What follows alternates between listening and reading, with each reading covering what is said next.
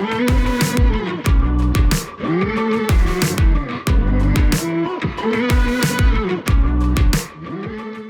listening to the Decidedly podcast with Sanger Smith and Sean Smith.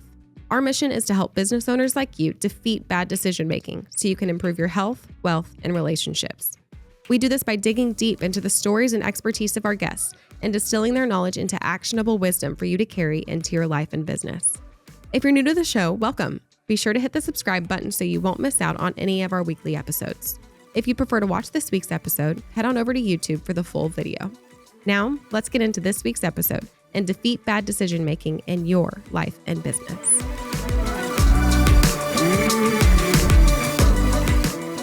I think I made this woman mad at me at this conference I went to.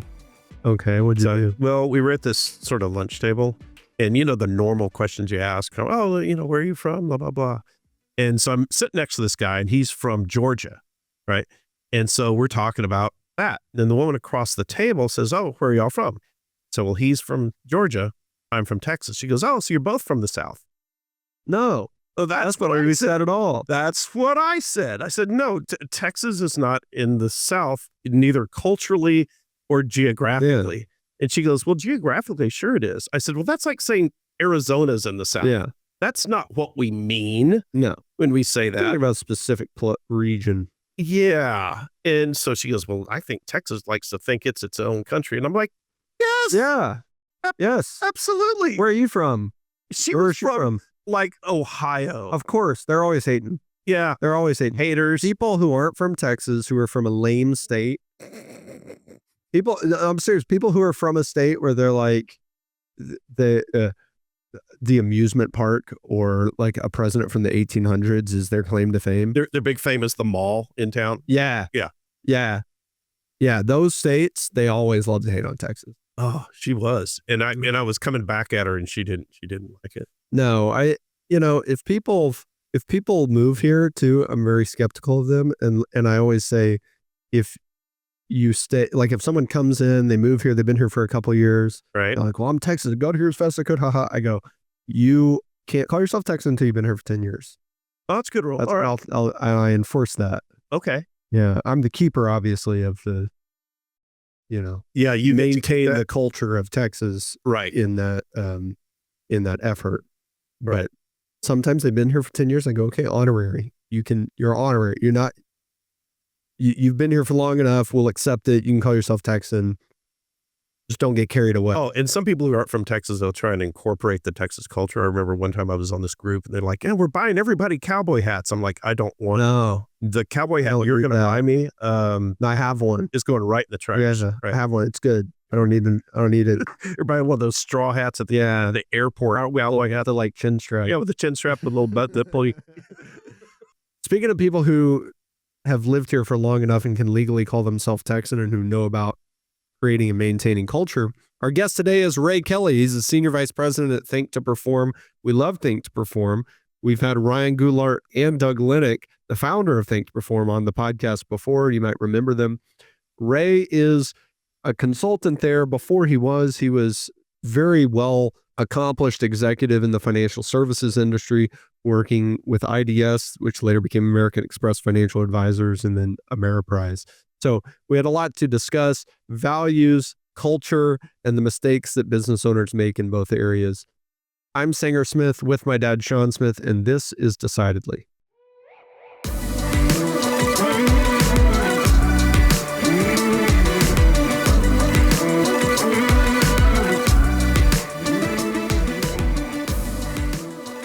Tech-wise, I'm the worst person on the team to handle it. I make things worse when I get involved in technology. I try and stay out of it. Yeah, you guys can see me. I called my wife. I yelled for my wife, who's one grade above me, but she's still a grade above me. But yes, I know reboot. It's about it. Yeah, turn it off and turn it back on again.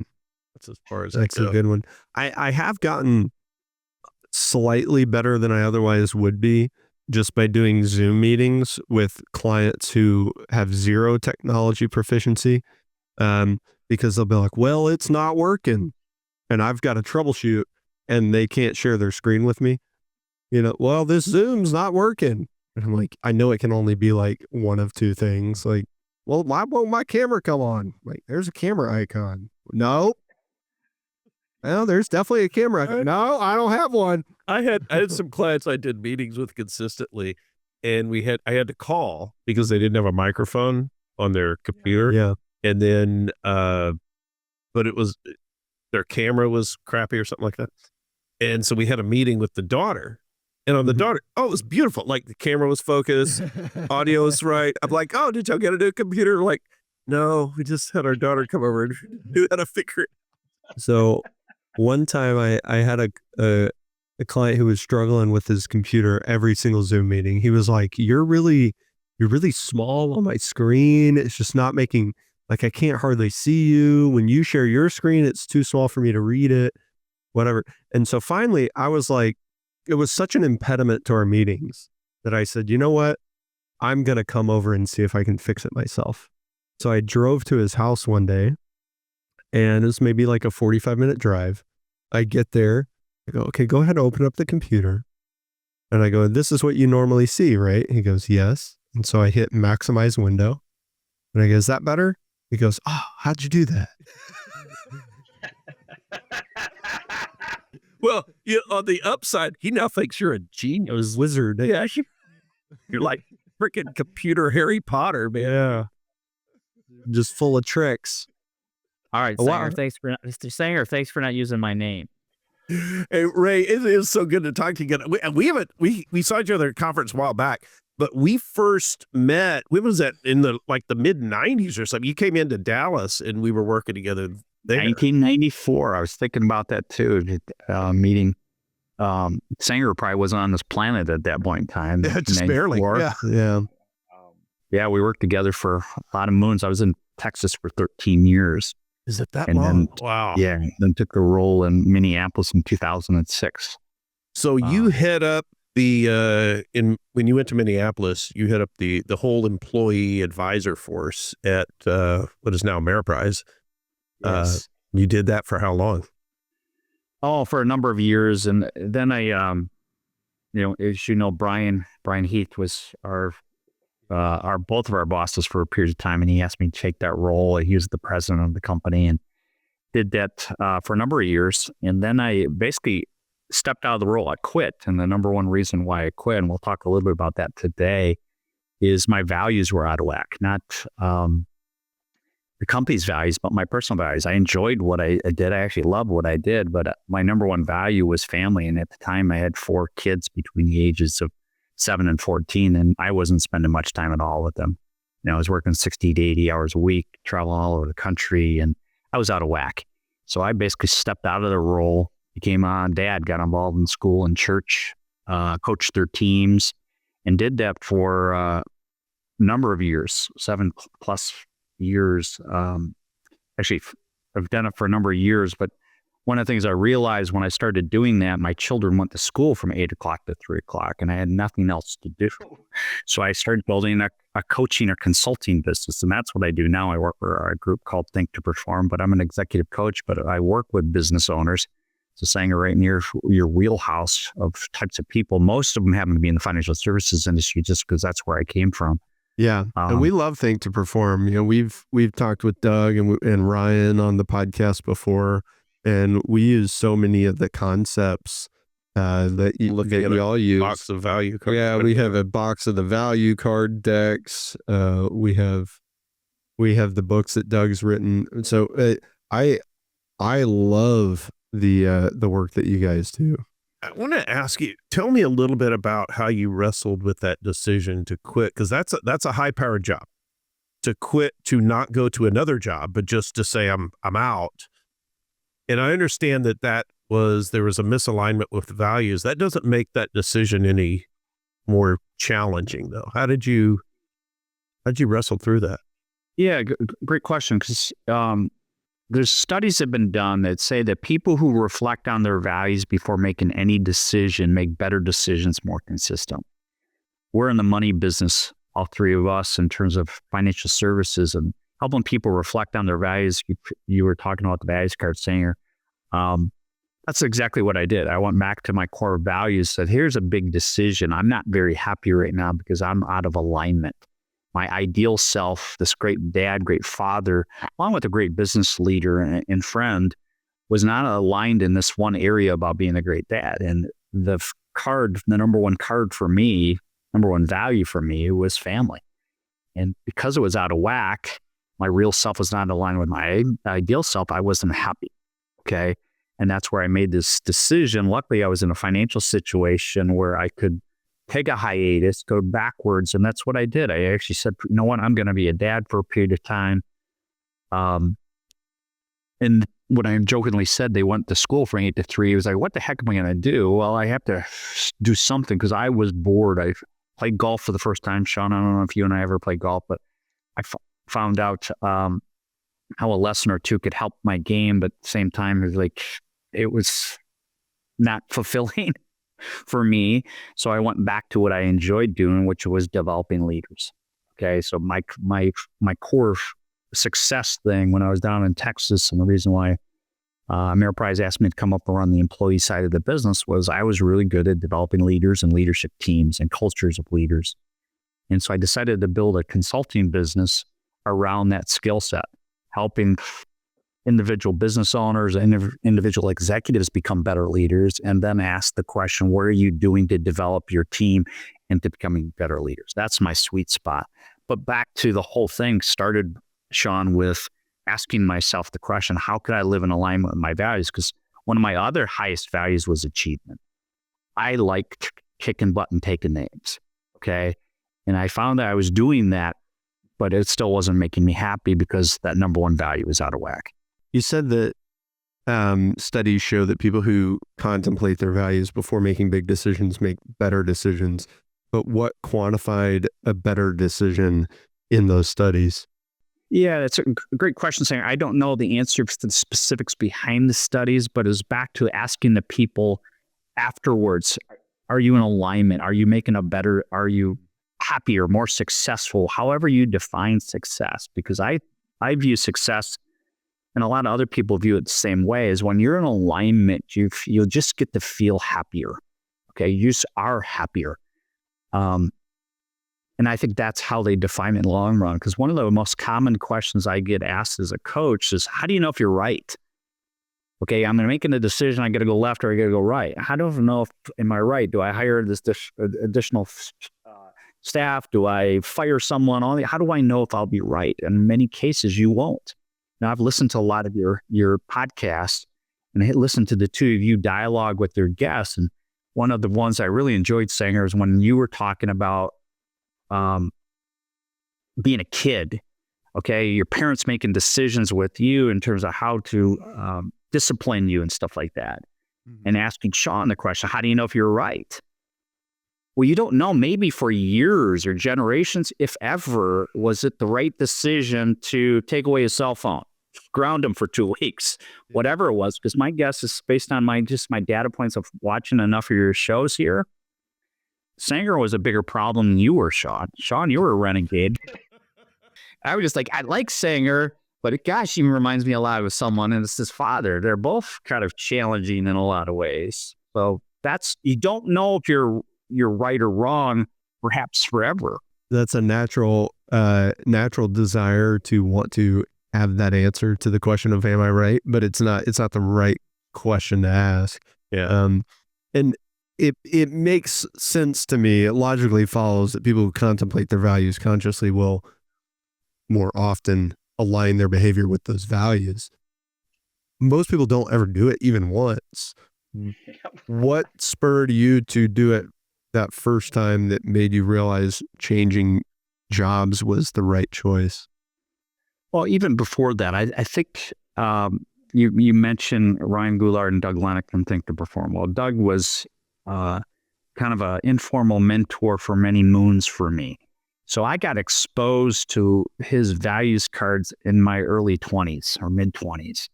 Okay, so I was conscious and intentional about trying to live in alignment with my core values. To your point, Sanger, most people have never asked themselves that question.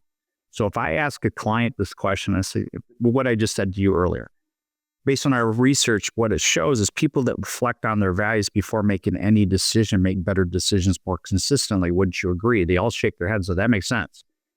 Have you ever thought about what your top values are? And most people, it's a blank stare. They haven't ever thought about truly what do I value in life. So going through an exercise like the values card is a great starting point. And the light bulbs that go on when people do it for the first time, it's terrific. I love it as a coach or as a leader, watching those light bulbs where people go, I've never asked this question. I remember doing this with my children. Again, I got to spend some time in their developmental years.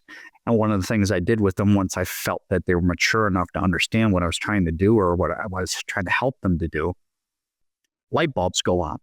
Okay, all of a sudden it's really important for me to relationships, friendships, maybe winning, maybe it's adventure, whatever their core values is. I start to understand who they are ideally and hopefully help them live that more often. What I love is going through the card exercise with a client, and right out of the gate, they're like, this is hard. Yeah.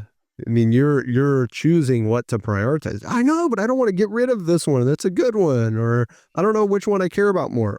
Well, then I'm really glad we're doing it, because Yeah, a lot of people feel like they're advocating for the opposite. If they set a value aside and say, well, all right, I've got to narrow it down. I've got to focus on these, which understandably means that you're setting some aside, is they feel like they're advocating for the opposite of this positive value. But it is that refining of what are the things that are guiding your decisions, and being able to reflect on those. It's funny, Ray, that we're talking about this because Sanger and I were having a discussion before we got on the air about a conversation around values that I had just a couple weeks ago. And the person I was talking to had the question following up a list of values that we had created, and asked the question, what do you find yourself advocating for?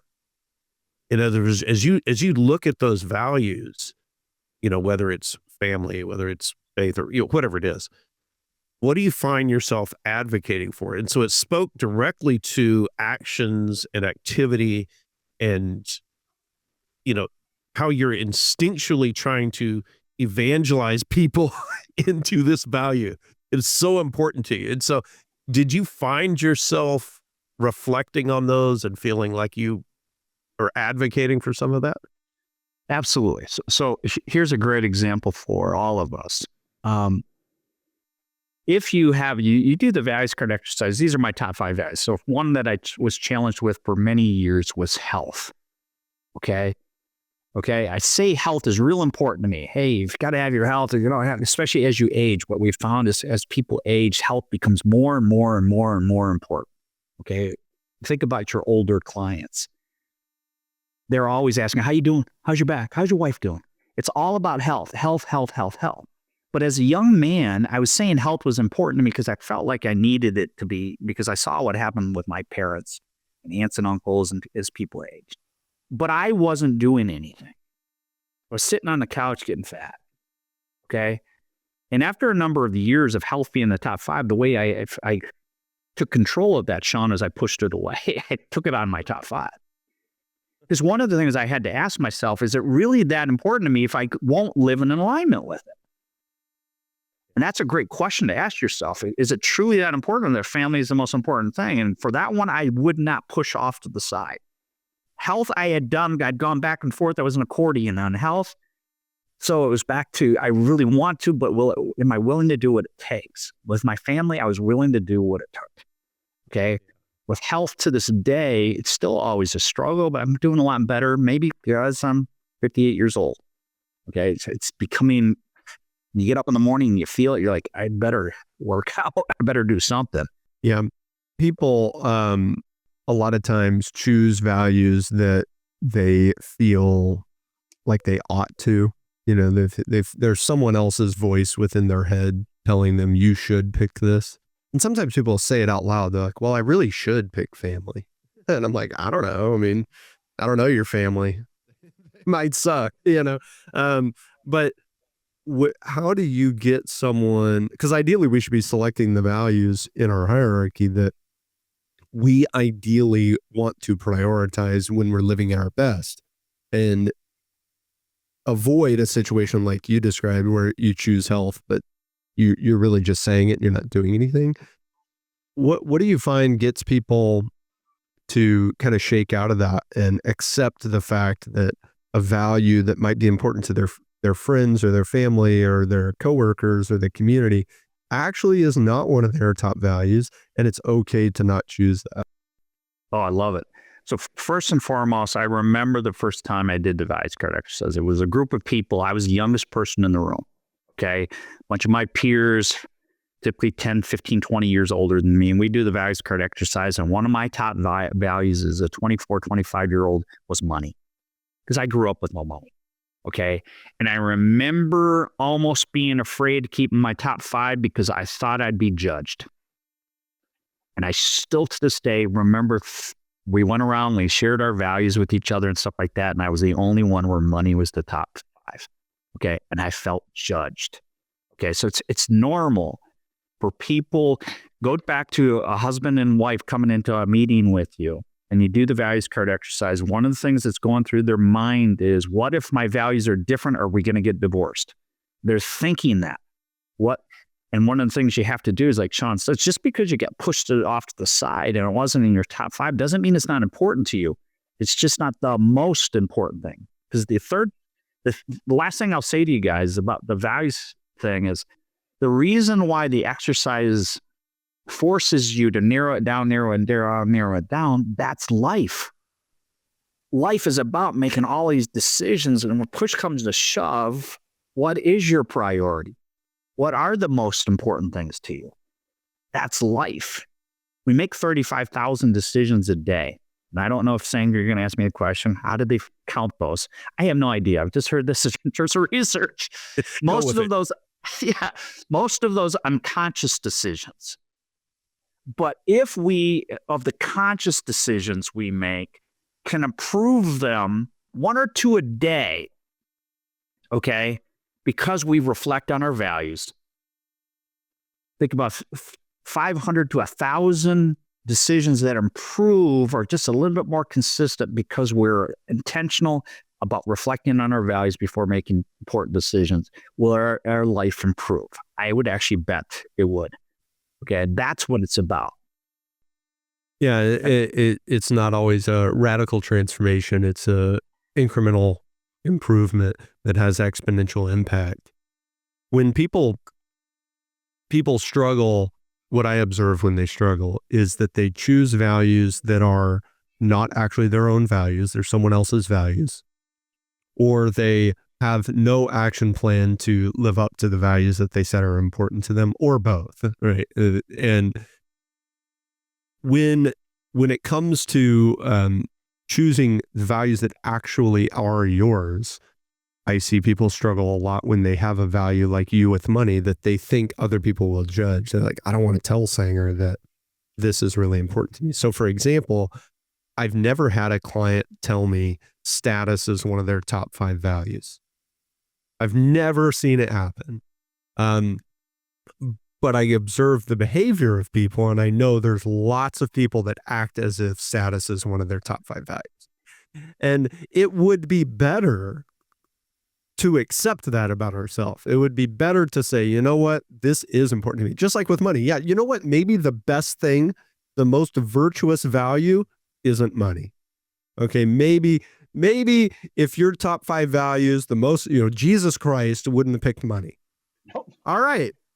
But Ray Kelly picks money. It's better to pick money and say, you know what, I'm being honest with myself. This is where I am. This is important to me, than to not be honest with yourself and then yet still prioritize it subconsciously. Well, I think also as you go through the journey of life, it is okay and natural and appropriate for those values to drift over time. The things you value when you're 25 are different than the things you value when you're 45, and those are different than the things you value when you're 65. At least I hope so. I hope your values evolve, but it's okay at the point in time to value what you value and acknowledge it. Amen. And mine have evolved. So money's not in my top 50 right now. but it was when I was 25. Okay. And family wasn't on my radar at age 25. Now it's number one. Okay. Faith is number two for me. Wasn't on my radar when I was 25. So they evolve and change for different reasons and stuff like that. Be aware of that. Here's one of my secrets for me personally, helping lead people. Okay. Starting with myself. And if I were taking notes here, this is one I would take notes on. This is the permission to lead question. Okay. The permission to lead question is this.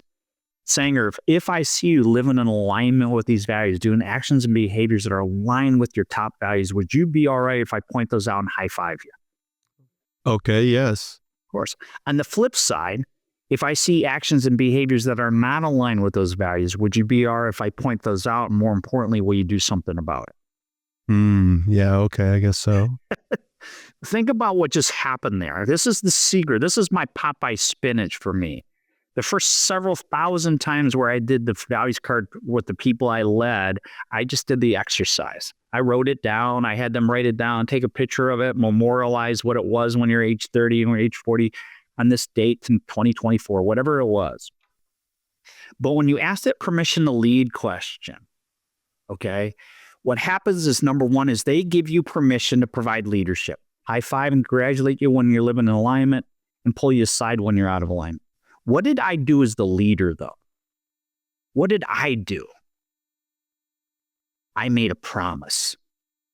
I promised I'd say something when you're living in alignment, high five you, and I would say something when you got something in your teeth, when you're out of alignment. And for me, that was Popeye spinach. It gave me courage, deal with the big bad wolf. I'm going to pull that person aside and say, hey, you're espousing one thing and doing something completely different. Could it be that thing that you're doing is more important than what you're espousing? To your point, Sanger, about status, power, whatever it may be. That's what I made a promise to do. Because here's the thing about it is, I don't know how to lead people unless I truly understand who they are. Otherwise, I lead them based on leading me. They don't all have the same values as me. Actually, almost all of them don't. They're very different. Okay. So when I started leading people, this was one of the secret sauces. I learned their values. And then I have to ask the permission to lead. I don't have to get their permission to lead. A lot of them will give it to me. But the big thing for me was I made a promise. I promised I would help them live in alignment more often. That was huge. I have found that. So I've had that conversation, and I think you and I talked about that very permission to lead question years ago. And I would always take it one step further and ask a third question, because by the time we got to that, this person was on their way to an exit interview, more than likely. And that was, if I see you doing something good, can I tell you that 100% of people say yes? If I see you acting in a way out of alignment with your values, is it okay if I bring that up? 100% of the people say yes. And then the third question I would ask is, what if nothing changes? What should we do? And that was always where the rubber met the road, is that it's very difficult to change behaviors because you're getting something out of it. But what if those behaviors are out of alignment with your values? Somebody brings that up. How do you as a leader coaching somebody, how do you coach them out of that death spiral? Yeah. First of all, you said something that's real important for everyone. To change one's behavior is really hard. Okay. We were mentioning Doug Lennox earlier, and for the people who've never heard Doug is kind of like the Zen. Okay. He's like Yoda. Okay. He's just very cerebral, super smart. And I was giving him a hard time one time because he quotes people like Socrates and Plato and Ben Franklin and stuff like that. And I was speaking before him at a conference, and I was giving him a hard time because he had quoted Ben Franklin in his introduction. And I said, gosh, Doug, I swear you even know Ben. Were you actually talking to him yesterday? And he got back at me when he got on stage. He goes, I do know Ben Franklin. And Ben and I were having a conversation the other day. And one of the things that Ben said to me is, he said, there's 3 things in life that are really hard. And Doug goes, well, what are those 3 things? He goes, the first thing in life that's really hard is steal. Steal's really hard. Doug goes, yeah, steel's hard. What's harder than steel? Second thing in life that's really hard, diamonds. Diamonds are really hard. Doug's like, you're right. Diamonds are even harder than steel. You cut steel with diamonds. What's harder than those two things? And then Ben said, knowing oneself. Knowing oneself. And Doug went, wow, that's even harder than steel and diamonds, knowing oneself. Then Doug said back to Ben, he goes, you know what's even harder than knowing oneself? Ben goes, what's harder than that? Changing oneself. Changing oneself. So back to what you're describing, Sean, to change one's behavior is really hard. And one of the things I did as a leader, back to your third question, I love that third question, is sharing with the follower, my persistence will be greater than your resistance. One of three things is going to happen. You're either going to change and stay and we'll be all happy, okay? Or you won't change and stay and that won't be okay, because that's not going to happen. Or you won't change and you can leave and that's okay too. You just can't do what you're doing here. But my persistence is going to be greater than your resistance. But I understand human nature is really hard, okay? We have built-in mechanisms that keep us behaving the same way. So Sanger, are you a person who works out? Yes. Okay. If you don't work out, how do you feel? Bad, terrible. Bad, terrible. The person who doesn't work out, who sits on the couch, goes to the gym for the first time, their body screams to them, hey, wait a second.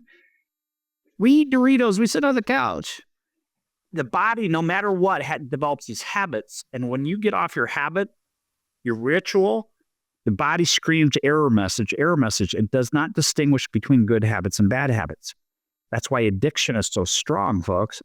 Once you get on one of these habits that's a bad one, it doesn't distinguish between it. Just like the good habit when you're working out. Okay, when you stop working out, the body screams, hey, error message, get back into the gym. Yeah, that's interesting. I had never thought of it that way.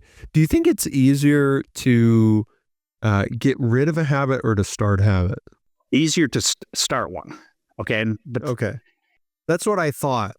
I have no science for this, but I just observed in my own life that was the case. So anytime I've wanted to stop a bad habit, I would, instead of if I tried to stop the bad habit, I would fail. But if I tried to start a new habit, I would succeed a lot higher. So I used to drink a lot of Coca-Cola, way too much, 6, 7, 8 a day. And then I would try to stop and I just couldn't. Holy shit. I drank a lot. Yeah. I drank a lot of them. This was a long time ago, but I would try to not drink as much and that didn't work. And then I tried to not drink any and that didn't work. And then I said, okay, well, what I'm going to do now is I'm going to drink every time I have a meal. I'm going to drink 2 glasses of water. And if I also want to have a Coke, I can. And if I want to have a Coke for a snack, I still can. So I have no goal of limiting my Coke or reducing it entirely. I have my Coke consumption is not being measured. I'm just trying to drink 2 glasses of water at every meal.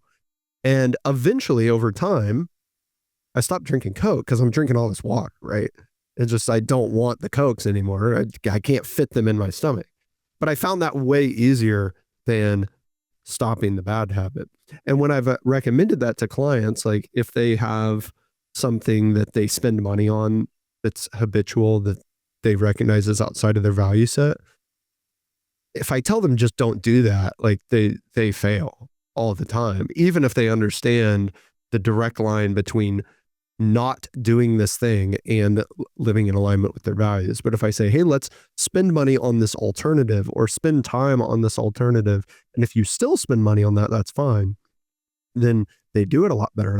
For example, if we spend so much money on going out to eat, I'll say, okay, instead of focusing on not eating out or eating at home, just force yourself to cook a certain number of meals a week, and you're not even required to eat them.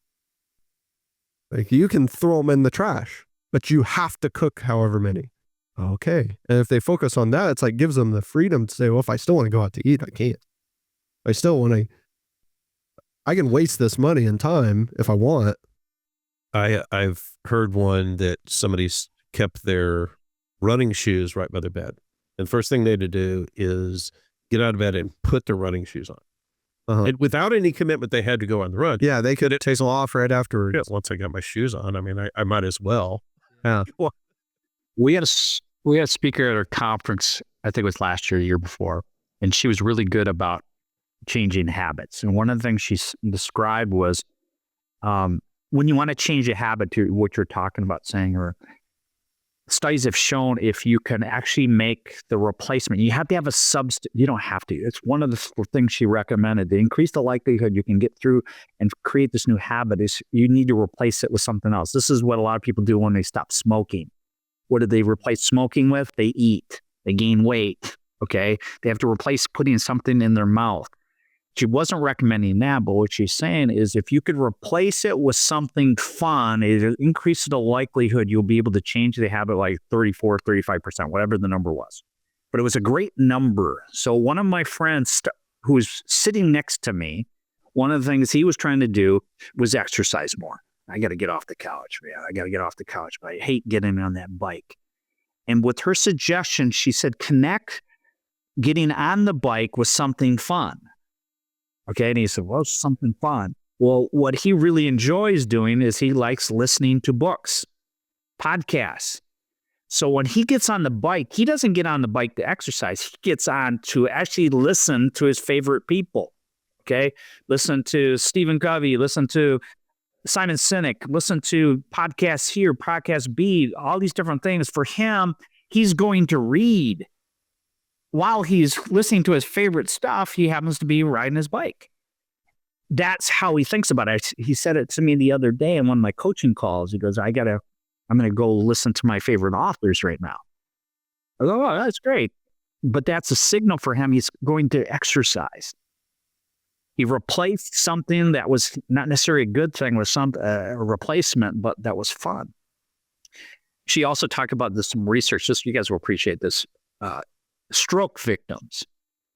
When a person has a stroke, okay, and they lose access to their intention, the fingers and of things like that, it's also a very laborious and painful process to get this back, but it can come back. And the first part of this is typically done in a hospital with professional care, doctors and nurses around to help you get through this. But eventually they say you need to go home and continue your work in terms of the use of your fingers and all these different things and stuff like that. It continues to be a lot of hard work. 3-4 times a day you need to do these exercises. It's painful at times and stuff like that. And this is usually where everyone dies. Okay, it doesn't literally die, but their progress stops because they rely on themselves. Okay, what they did, think about some of the apps we have on our phone now that make things fun. Okay, they made games. Instead of actually just doing the exercise, you're part of a group that's working and together and on a game using your fingers and stuff like that. With these gaming and with group accountability, group support, and making it fun, increase the likelihood by 50-60% that people got through this next stage of this change process. That's painful, laborious, and stuff like that. So whether you want to stop drinking Diet Cokes or you're working on some PT, physical therapy type thing, if you could connect it to something that is fun while you're doing it, severely increases the likelihood you're going to be successful. Remember, changing oneself is very, very difficult, very hard. Okay, if you start to learn some of these techniques, success increases dramatically.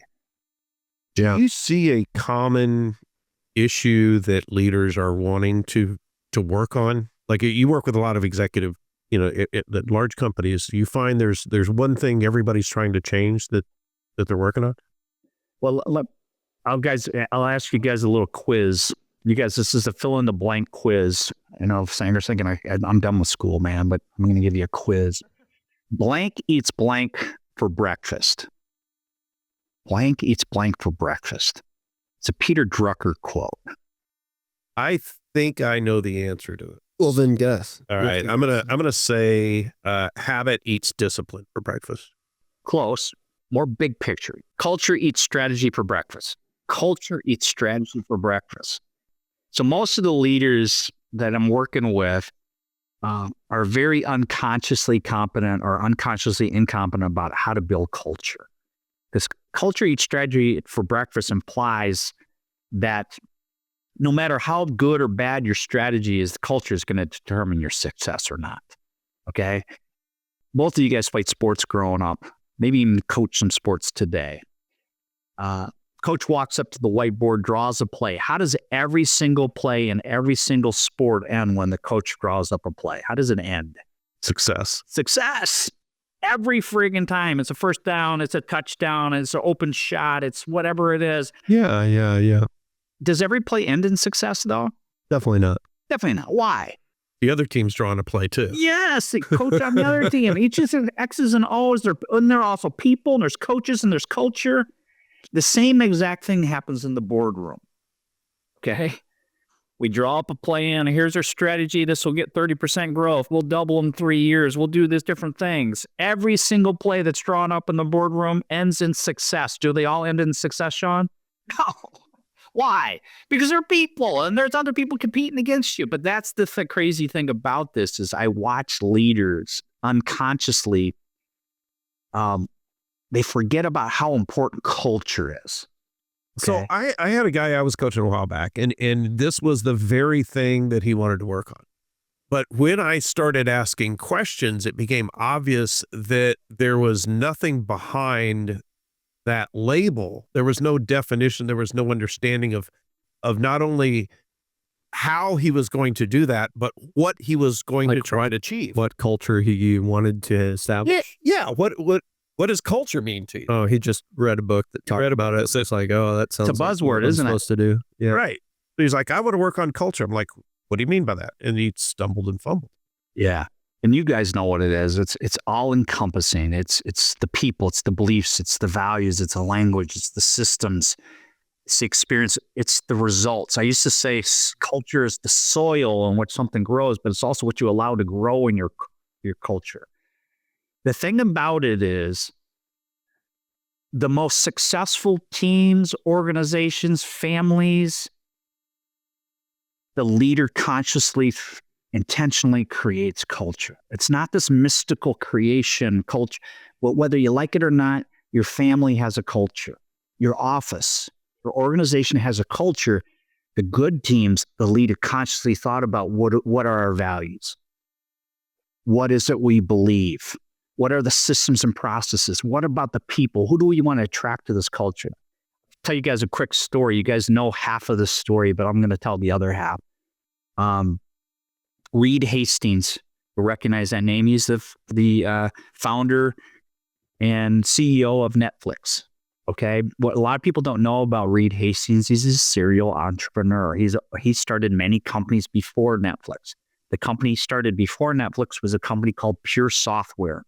Pure Software is a company that debugged software. I know nothing about it except for listening to him on a podcast. So Sanger, don't ask me questions about debugging software. Nothing about it. But basically, debugging software is run the play. He started the company in 1991, 1995. He went public in 1997. He was forced to sell to his biggest competitor because he could not compete. He unconsciously created a culture that could not compete because he needed to pivot. And he had created a culture which was follow the play. He had a bunch of people who couldn't think. So he sells the company. He's sitting in a room with a bunch of other people thinking about what are we going to do next? Serial entrepreneur. And before they came up with the idea of Netflix, he wrote on the board in big letters, think. Whatever we do, we need to create a company that can think. We're never going to be in a position like this where we have to sell to a competitor because we can't pivot. We can't think. Became the beginning of Netflix. Okay. Back in the late 90s, Netflix, if you guys remember, came out that competed. They wanted to be a market disruptor to the corner video stores and the blockbusters that were all over the place. And the way you guys remember how they disrupted that industry? What did they do? Well, I remember when this happened. I remember when Sanger was young, the Friday night ritual we would have is we'd go to Blockbuster and pick out videos. Yeah. And we'd spend, I was like 30 minutes in the store, picking out the video. And I remember, so when Netflix came out, they They disrupted it by eliminating late fees because they just sent you the disc, right? It was a monthly subscription, and you keep that disc as long as you want. You're still paying $9 a month to have one DVD, right? You got it. You hit that. They basically said, we're going to take out the things that we hate about going into blockbusters. So Friday afternoon, typically we went in, Sanger in hand. We're expected to get Terminator 2. It's coming out on Friday. You got there after work. Sean, what did you find about Terminator 2? Yeah, it was gone. It was gone. Yeah, so we got Pee-wee's Big Adventure 3. Sanger was not happy. Okay. All right. That was the first thing they did. We said, if it's on our list, we have it. As many as you want, no late fees, no rewind fees, all these different things. At the same time, when they're building that platform, which became a disruptor, they were thinking, they go, this convenience thing will work for a little bit, but ultimately it's this thing called streaming. No one knew what streaming was. Someone had the idea to go streaming. It's starting to happen in these different places and stuff like that. That's how you could get to the consumer. Click of a button. You don't have to wait in the mail. They still hate to wait a couple days to get their thing. You know who built their platform? Netflix platform for streaming was built by Amazon engineers. Oh, it's interesting. I didn't know that. Who's their biggest competitor right now? Yeah, that's Amazon. funny. Okay, Amazon engineers, but they basically said we had to pivot. Think about they moved forward. They were first to streaming, and they realized, hey, now the big thing is content. We got to get all these movie studios. They have us. In order to control this industry, we need to create our own content. What is Netflix known for now? No one at Netflix, they basically looked around the room. Any of you know how to make a movie? Well, what's interesting, this will air after this event has happened, but not only are they creating content, they're doing events. So they had a Joe Rogan special that was live a while back. They're doing the Tyson the comedy roast. Yeah, they're doing live TV. I mean, that's silly event. Going to circle back to cable. This is, again, a company that was founded in 1997. Okay, so it's 27 years later. They're worth over $300 billion because they started with the intentionality from day one is we needed a group of people who could think and pivot. They pivoted multiple times. Midway through all of this stuff, the tech bubble burst. Okay? He had to lay off a third of his people. Okay? He's driving to work with one of his co-founders in the car together, and one of the things he says to her is, I've never had so much fun. She goes, I agree. I'm having a ton of fun. He goes, we need to write down what we're doing. We need to become very intentional about what we're doing if we ever want to do this again. It became the formation of a thing called the Netflix culture deck. So Sean, if I'm coaching someone about culture, that's one of the first things I have them read. Reed Hastings had to sell his company because he could not compete because he unintentionally created a culture. And then the second time, he was very conscious about consciously developing a culture, including things like your values, okay, your code, all the different things. And it's like a Jerry Maguire manifesto. Okay, it started that way, and it turned into a 126-page slide deck, because people come and go, what does that mean? What does that mean? He had to keep on explaining. Now it's written out and real beautiful stuff. And it was released accidentally to the Silicon Valley in about 2012, 2013. accidentally? Accidentally, because it was supposed to be an internal document about this is our cultures, this is what we stand for. And then one of the things that happened is someone started using it in a job interview trying to attract people. And one of the things that Reed found out was this culture deck became a weapon of mass attraction or a weapon of mass repulsion. The right people say, I want to work there. The wrong people go, I don't believe in that stuff. And he says, well, that's great. You probably shouldn't work here. I'll give you a generous severance package. You should leave. Okay. That became the culture deck. You're a leader in whatever business you're in, family you're in, the best ones that win most consistently, do it intentionally. So back to Sanger, you got to start asking yourself, what is it that I want here?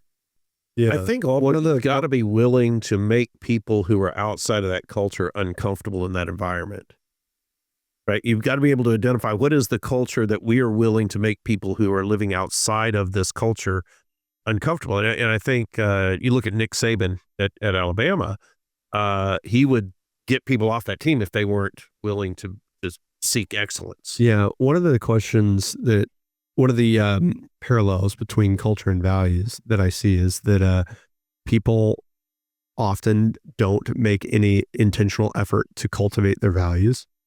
And they do the same thing with culture, like with Hastings. People pick elements of their values or their culture that they think they're supposed to choose. And so then they don't actually pursue them. And then third is there are elements of a culture that they might be afraid to say.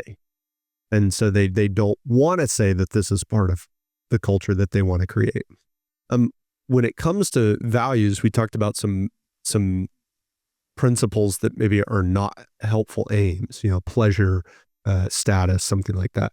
With culture, are there aspects of culture that are harmful and destructive that people pursue anyway?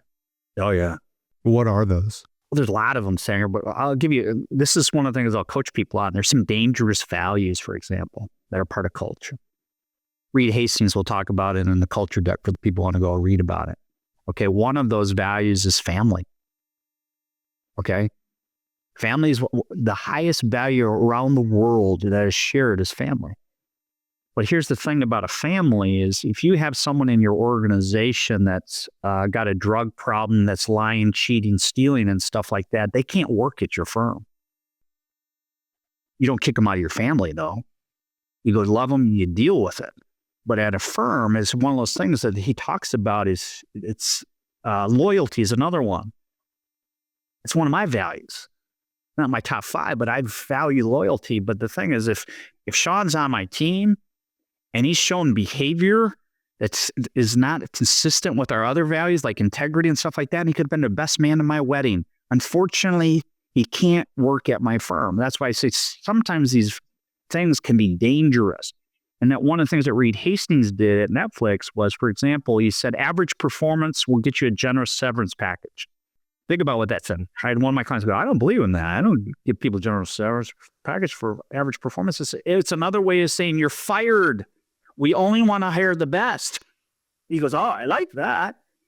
And it's back to, instead of saying we only hire the best, average performance will give you a general severance package. It was a politically correct way in the Silicon Valley to say that. Okay. Mm-hmm. We want to hire the top quartile and we'll pay the top quartile. But there's certain things that are dangerous because people misinterpret them. Hiring the best employees is, I would put that in the category of, that's like a value of love or freedom or family for a person, for an individual. It's like almost everyone's going to say it, or at least no one's going to reject it. No one will ever say, you really shouldn't make freedom one of your top values. That's stupid. I don't think very many companies will consciously say, no, we don't want to hire the best people. We actually want to hire we actually want to hire below average. But there are companies, and we know, because you've been a consumer at them, there are companies that like certainly intentionally do not hire the best people. Oh, you had this example when you were tasked to hire a receptionist. Here's the price. Like, yeah, really willing to pay this. My business partners, we fired somebody who was a receptionist. They said, okay, well, I'm going to get the ball rolling on hiring a new one. And they go, whoa. I don't know if we can afford that right now. I said, a receptionist, the lowest paid employee on our team? What are you talking about? Like, we had the most profitable year in the company's history last year. We can afford a receptionist. Well, can you hire someone at minimum wage? And I almost jumped out the window. I was like, no, that's not the company we have. We don't have a company where we do that. That's what I'm talking about. Intentionality is when you're intentional, you create culture. Remember, culture eats strategy for breakfast. It eats everything else for lunch and dinner. What really good leaders do is they start to connect back to the vision, mission, and values, the why of the organization, everything, every important decision. I reflect on my values. I reflect on our why before making the decision. And it seems like such an easy thing to do. And on paper it is. But I watch so many leaders not do it. Okay. It's like, let's go back to your values. Yeah. We're about hiring the best. your vision statement says you want to be one of the premier names in financial services in the Western Hemisphere, whatever it was, stuff like that. But we're choosing to hire people at minimum wage and expecting the person to be the best possible. Oh yeah. And that's what happened with the culture deck at Netflix, was it became this just weapon of mass attraction where people said, I want to work there. Or a whole bunch of them said, I don't believe in these things. And they said, great, probably shouldn't work here. Yeah, there's a lot of those things like hiring the best people. And I guess I hear what you're saying is there's certain elements of culture that seem to have universal appeal they seem to be the obvious right decision. We want to hire the best people. But if companies are not reminding themselves of that consistently and aligning their actions to that pursuit, then they're not actually doing it. And it would be better for them to not say that they're doing it. Are there other elements of culture that are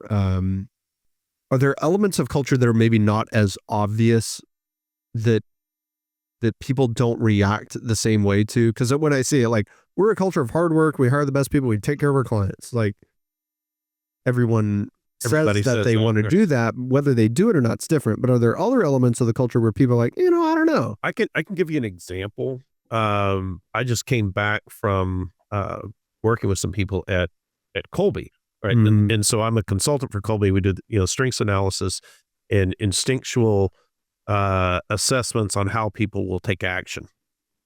And one of the things that is very consistent with that company is that it is, and I'm not this way, so I notice it.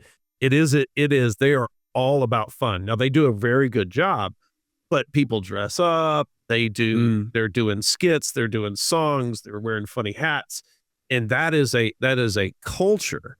And if you came to that organization and you weren't like that, you would feel on the outside very quickly. And so I think there's an element of culture that is almost like a corporate personality. And I think it's driven by the leader, but I think it also has to have some level, which, Ray, I think you're saying, of intentionality. Is if I'm to achieve this vision, I must create this kind of culture to accomplish this vision. And to achieve this kind of culture, I must do these types of activities. Yeah, and I can't agree with you more. I believe that the CEO, the business owner, is their number one job is the creation of culture, the creation of it, and also owning. That's the one thing they cannot acquiesce at all on. Is our culture is so important. But what I also see, this is the crazy thing. They espouse something like, we're going to have fun. But the leader is the least fun person in the world who never smiles, doesn't do anything like that and stuff like that. And I'm just like, yeah, if your actions are not aligned with what you're espousing, you're actually killing your culture. Okay. The leader, well, that's a good example of saying something that you think ought to be true that isn't true. In other words, you're espousing a cultural attribute that isn't in line with your real corporate personality or the real leader's instinctual strengths.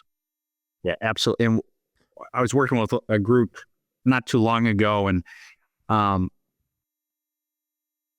had worked with them for a long enough period of time. Their greatest strength is how hard they work. Their people work hard. Anytime in there, there was no one, that was not working extremely hard. And that was part of their interview process when people would come in. It's like, we work hard. And what I mean that is you're going to go, yeah. Back to Sanger, which you said everyone agrees and says, yes, I'm integritous. I work hard. I'm loyal, all those things. And they say, yes. And the CEO would watch it and he would get all upset. And he didn't see people come in on Saturday morning, Sean, like we did. No one comes in on Saturdays. No one's staying late. They leave here at 5:30. What are you talking about? I'd worked till 8 o'clock for 10 years, all that stuff. And I just said, if it's so important to you, write it down. Okay, when you write something down, you're twice as likely to achieve it than just keeping it in your head. Same thing for an organization. Put it on the wall is a way of writing it down. Saying grit, work ethic is one of our values. That's what we stand for. Culture deck ended up being 126 pages of Reed Hastings finally getting so frustrated going, this is what we stand for. When you start saying it out loud, something else happens. Okay, when you write it down, you're twice as likely to do it. when you say it out loud and say, this is what we're going to do, it's 10 times versus what you do in your head. So good leaders start to realize I need to espouse this. My actions better be in alignment, otherwise it doesn't work, but 10 times. And I need to get everyone in the organization to go, this is important. Grit is one of our values. Fun is one of our values, so that we remind each other. And go back to that permission to lead question we talked about earlier. Would it be all right if I see anyone in the organization live in alignment with grit and fun, I high five and congratulate them, maybe even give an award for it.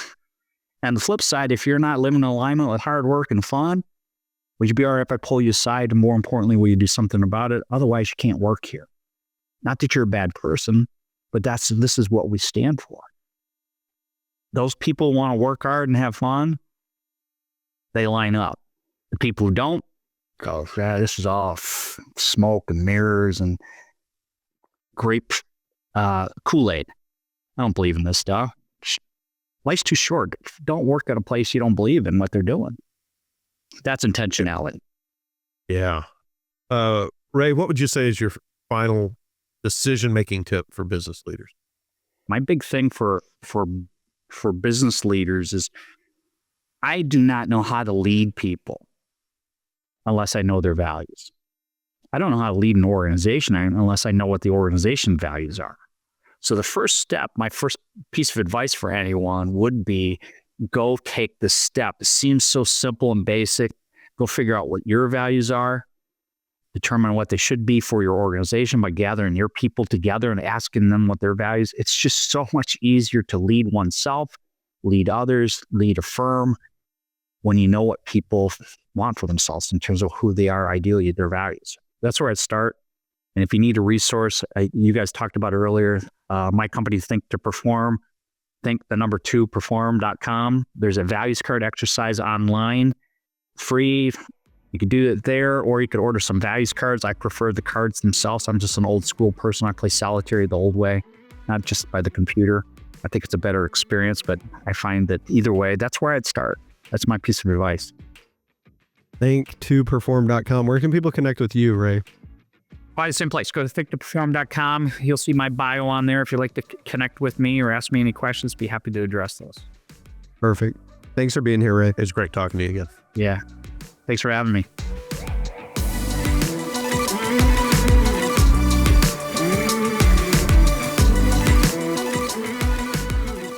My takeaway from talking with Ray is the last thing that we talked about around culture and the intentionality of driving culture, the importance of that the leader sets, but figuring out what does that mean? So identifying, of course, your values and mission, but then to say, if I'm going to accomplish this mission, what kind of culture would I like to have? What kind of culture would be effective in driving this mission? And then what types of people need to populate my company? What types of behaviors will I not tolerate? Those things that are going to be intentional and purposeful around how you lead people, what type of people you bring into the organization is going to drive the culture, is going to drive the success of the mission. My biggest takeaway is that the challenges with creating a culture are the same challenges with living in alignment with values. Choosing ones that you may be embarrassed by, or having a temptation to say that you're going to pursue something that seems like the obvious right choice. I think there's a lot of parallels between the two. You just made a great decision to listen to this episode of Decidedly. Make another great decision by subscribing to the show and leaving us a review wherever you're listening. We appreciate the support. It helps business owners like you find our community and defeat bad decision-making in their own lives. For more decision-making insights, check us out at decidedlypodcast.com, on Instagram at decidedlypodcast, or grab a copy of Sanger and Sean's books from the links in the show notes. Finally, we'd like to thank Shelby Peterson of Transcend Media for editing and post-production of the show. Thanks for listening. I'm Morgan, your producer, and this is Decidedly.